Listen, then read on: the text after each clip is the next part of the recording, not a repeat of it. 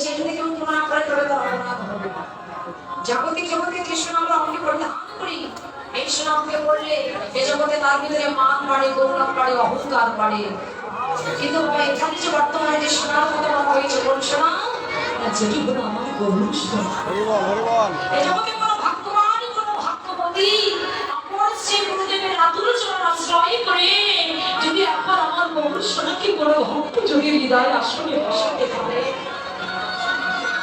পার্থিব মায়াময় জাগতিক জগতের সোনা বলে অহংকার হয়, আর মান অভিমান বেড়ে যায়। আর আমার গৌর সোনা যেন একবার আমাকে ধারণ করতে পারে। এই জগতে যদি কারের জন্মার্জিত পাপ রাশি থেকে থাকে, সেই জন্মার্জিত পাপ রাশিকে দহন করে দিয়ে সেই ভক্তের ভিতরে আমার গৌর হয়ে জ্ঞানীরাল প্রজ্বলিত করে দেয়।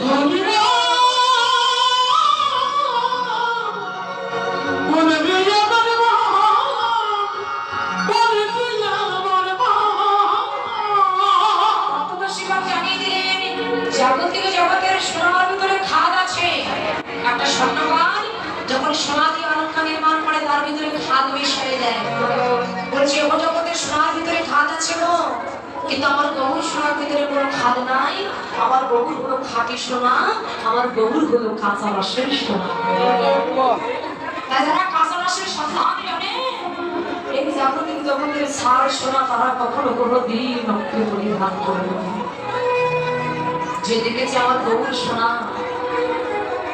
তাকে আর জাগতিক জগতের সোনা ভালো লাগে। যে পড়েছে আমার গৌর সোনা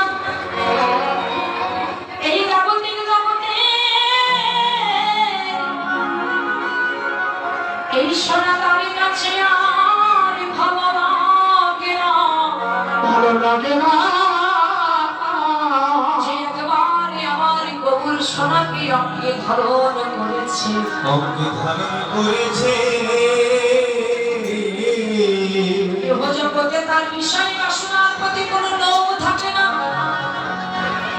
এই ধন সম্পদের প্রতি তার কোনো লালসা থাকে না।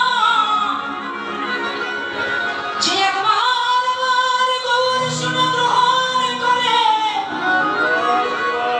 এ জগতে তার চির জন্মের মতো ভিখারি হয়ে যায়, ভিখারি হয়ে যায়। এই জগতে রাজার রাজত্ব থাকে না, মানির মান থাকে না। যদি ধনের প্রতি কোনদিন কোন লোভ লালসা থাকে না, লোভ লালসা থাকে না। আমার গৌরকে আশ্রয় করে রাজা তার রাজত্ব ভুলে যায়। রাজার রাজত্বের প্রতি কোনো লোভ থাকে না, ভুলে যায় নাই। রাজশাহী ঠেকরি ধাম নগরতমটা যিনি এই কীর্তন এনেছে, ওই ঠেকরি ধাম আপনারা যারা দর্শন করেছেন তারা জানেন এখনো পর্যন্ত তার কিনার কোটি কোটি টাকার সম্পত্তি আছে। সেই কোটি কোটি টাকার সম্পত্তিকে পরিত্যাগ করে তিনি ছিল জনমের মতো গৌর গোবিন্দ ভজনের মতো তার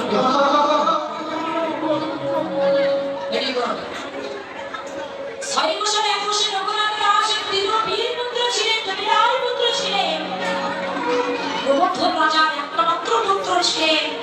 ফুলসজ্জা রাতে নিজের স্ত্রীকে পরিত্যাগ করে গৌর গোবিন্দের ভজনের পথে দাঁড়িয়ে তিনি জগতের মতো আমার গৌরকে যারা একবার আশ্রয় করে, জগতের প্রতি কোনো ধন সম্পদের প্রতি তাদের কোনো লাভ লোভ লালসা কোনো কিছু থাকে না। তারা সমস্ত সবই কিছু জগতের মতো আমার গৌর চরণে অর্পণ করে দিয়ে পাগলের মতো হা গৌর প্রাণ গৌর বলে পক্ষে পক্ষে কেঁদে বেড়ায়। জাগতিক জগতের কোনো সোনা যদি বানাবার প্রয়োজন মনে হয়, দেখবেন কোনো স্বর্ণকার সোনার ভিতরে সোহাগা মিশ্রিত করে ওই সোনাটিকে আগুনের কাছে নিয়ে গিয়ে যখন আগুনে তাপ দেয়, আগুনের তাপে পেলে তখনই জগতের জগতের সোনাটা গলে যায়। বৈষ্ণব কবি পদকর্তা এক পাশে দাঁড়িয়ে আমাদের মতো জগৎ জীবকে জানিয়ে দিলেন, গো শুধু কি জগতের জগতের সোনা বলে আমার গৌর সোনাটি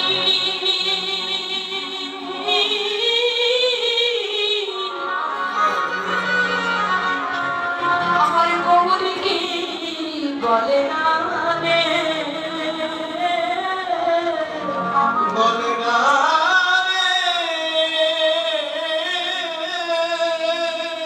সে আমার ভগবান বলে যায়।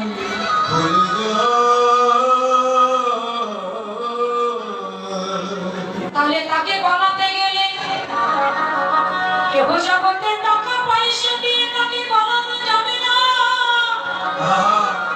এই ধন সম্পদ দিয়ে তাকে বলানো যাবে না। এই জগতে কোনো ভক্ত যদি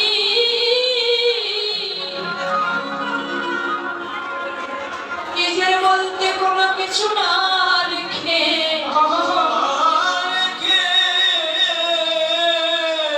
জীবন যৌবন মন প্রাণ আমার ভগবানের চরণে সুখে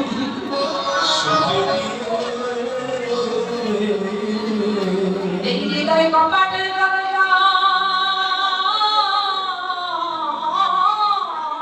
খুলে দিয়ে যদি কোনো ভক্ত